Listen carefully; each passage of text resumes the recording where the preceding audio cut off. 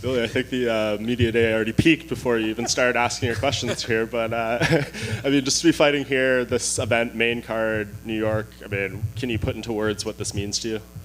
Oh yeah. So last year, all Apex fights, I fought there 5 times already. So I'm sure the environment's going to be a little bit different. Having a couple hundred people at the Apex to sold out Madison Square Garden, it's definitely going to be just super nerves and emotions, and I just can't wait for it. Yeah, I mean, obviously Shane's known for his bangers in there, and I mean, I'm sure you want to have another one of those, especially in front of this crowd and everything. When you look at him, I mean, especially coming off a tough loss, his last one, do you expect him to maybe adjust what he tries to do in there, or are you thinking, despite that loss in a high-profile fight, he brings the same approach? Yeah, I think he's going to bring the same approach. I think that he just has one style that's very fan-friendly. He likes to bang. He doesn't mind getting hit. He likes to come forward. So I'm expecting all of it. I'm expecting a 3-round war. He's coming off a couple losses, but he looked great in both those fights. Those last 2 fights that he had. So I'm expecting the best Shane Burgos, and I'm preparing myself for the best Shane Burgos that has ever fought before. And I know you mentioned when you did an interview with MMA Junkie Radio, you said you want to leave this event a household name and everything. Is that more because of the matchup or just this card and everything? Like, there's going to be so many eyes on it. That's the way you ultimately end up getting that status. Well, I think every fight I'm always trying to, put myself on a higher platform. Obviously, you get, more money, bigger paychecks, closer to that championship belt, the more people that know you. But I think there was a reason why they bumped us up to the main card.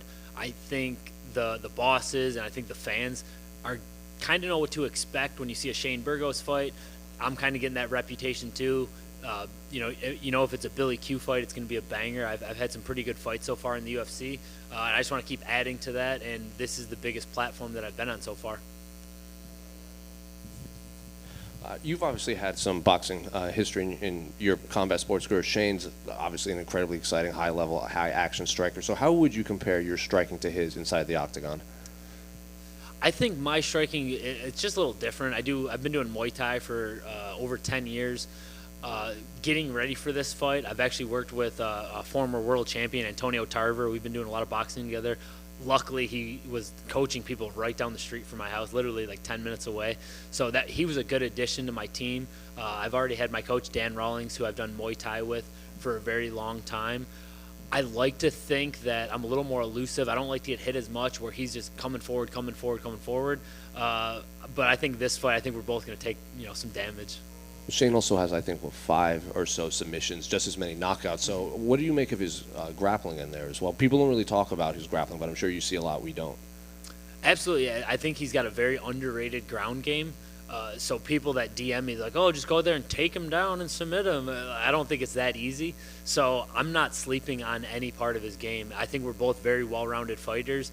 I think we're going to go into this fight with both have our own game plans, and I think whoever makes that mistake is going to lose because of it.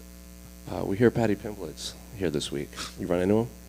No, I haven't seen him yet. Why the dislike for Paddy?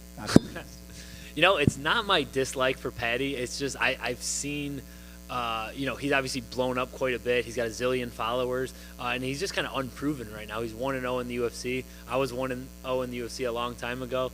I'm happy for Paddy. I don't want to come up here and sound like a hater because he didn't do anything wrong. He's got that that charismatic character which a lot of people follow and like. So I don't hate on Paddy, but it's almost like a little bit of jealousy that he came in, got one fight, and he's already blown up like that.